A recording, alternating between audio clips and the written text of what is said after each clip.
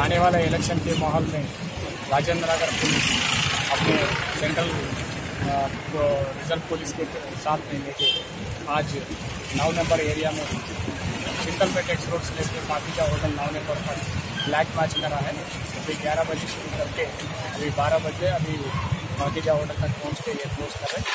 हमने आने वाला इलेक्शन की लीव ऑफ इलेक्शन के लिए यहाँ पे 9 नंबर एरिया में थोड़ा बहुत ये क्रिटिकल पोलिंग स्टेशन है, लोगों को समझाने के लिए, लोगों को और उनका कॉन्फिडेंस बिल्डअप करने के लिए ये फ्लैग मैच यूज़ होता बोल के सीनियर ऑफिसर्स का हुक्म के हिसाब से हम आज ये तकरीबन 100 पुलिसमैन लेके वहाँ से यहाँ तक पैदल आ चुका है। तो अभी पब्लिक को 9 नंबर एरिया में जो भी है पब्लिक अभी वोट डालने गए, फ्री एंड फेयर इलेक्शन करने के लिए पुलिस सब कुछ साथ देता है।